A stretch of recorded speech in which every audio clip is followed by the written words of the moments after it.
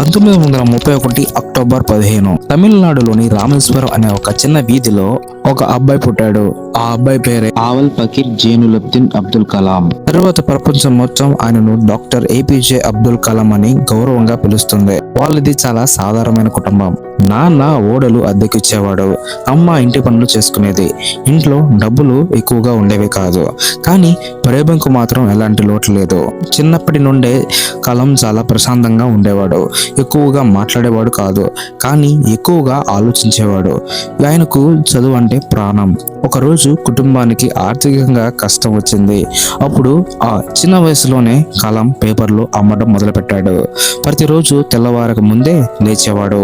పేపర్లు తీసుకొని రామేశ్వరం వీధుల్లో నడుచుకుంటూ ఇంటింటికి వెళ్ళి పేపర్లు ఇచ్చేవాడు. ఆ పని అయిపోగానే నేరుగా స్కూల్కి వెళ్ళిపోయేవాడు. చాలా మంది పిల్లలు ఆడుకునే వయసులో కలాం పని చేశాడు. ఎంత కష్టం వచ్చినా నేను బాగా చదవాలి అనే నిర్ణయాన్ని మాత్రం ఆయన మార్చుకోలేదు. స్కూల్లో ఉన్నప్పుడు ఒక ఉపాధ్యాయుడు కలాం జీవితాన్ని పూర్తిగా మార్చేశాడు. ఒకరోజు సముద్రపు ఒడ్డున పక్షులు ఎలా ఎగురుతాయో ప్రాక్టికల్ చూపించారు. ఆ క్షణం ఆ క్లాస్ విన్న తర్వాత కలాం మనసులో ఒక చిన్న కల పుట్టింది. నేను కూడా ఒకరోజు ఆకాశంలో ఎగరాలి, విమానాలు తయారు చేయాలి. ఆ రోజు రామేశ్వరం సముద్ర తీరంలో పుట్టిన ఆ కళే ఆ తర్వాత భారతదేశ చరిత్రాన్ని మార్చేసింది.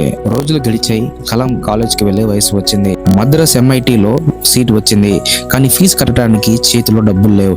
అప్పుడు ఆయన సొంత సహోదరి తన బంగారం గాజులను కుదవపెట్టి ఆయన ఫీజు కట్టింది. ఆ రోజే కలాం ఒక శపథం చేశారు, నా చెల్లి గాజులను నా కష్టాలతో నేను విడిపిస్తాను అని. అలా ఏరోనాటిక్స్ ఇంజనీరింగ్ పూర్తి చేశారు. కలాం గారికి ఒక పెద్ద లక్ష్యం ఉండేది, ఫైటర్ పైలట్ అవ్వాలని. ఎయిర్ ఫోర్స్ ఇంటర్వ్యూకి వెళ్లారు. 8 ఖాళీలు ఉంటే కలాం గారికి 9వ ర్యాంకు వచ్చింది. కేవలం ఒక ర్యాంకు తేడాతో ఆయన కళ చెదిరిపోయింది.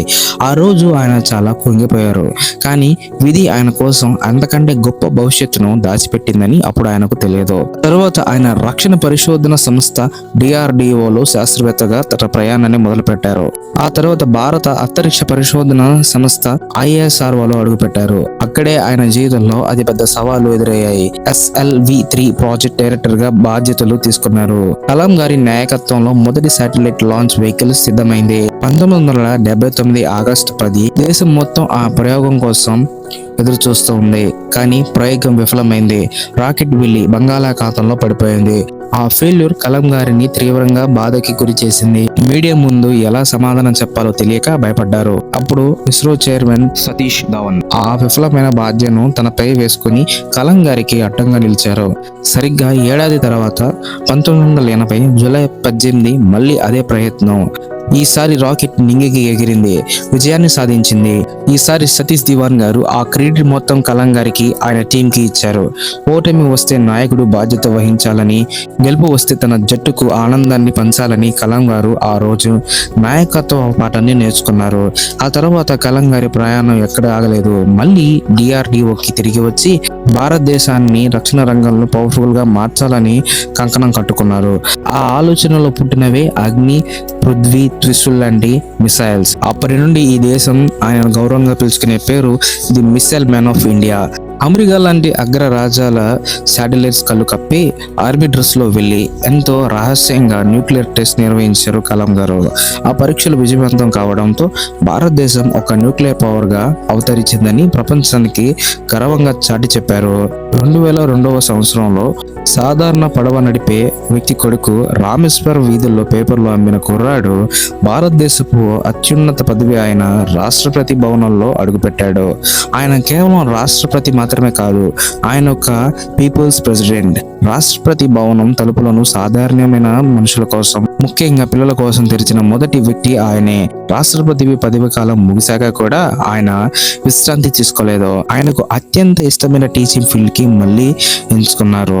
2015 జూలై 27న విద్యార్థులకు పాఠాలు చెబుతున్నారు. తన చివరి శ్వాస వరకు యువతను ప్రేరేపిస్తూనే ఆ స్టేజ్ మీదే కూలిపోయారు. ఆయన ఈ లోకాన్ని విడిచి వెళ్ళిపోయి ఉండొచ్చు, కానీ ఆయన ఆలోచనలు మనతో బతికే ఉన్నాయి. ఆయన స్ఫూర్తి మన రక్తంలో ప్రవహిస్తూనే ఉంది.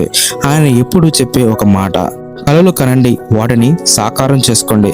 కలలు అంటే నిద్రలో వచ్చేవి కావు, నిద్రపోకుండా చేసేవే నిజమైన కలలు. ఇది కేవలం ఒక శాస్త్రవేత్త కథ కాదు, ఒక రాష్ట్రపతి కథ కాదు.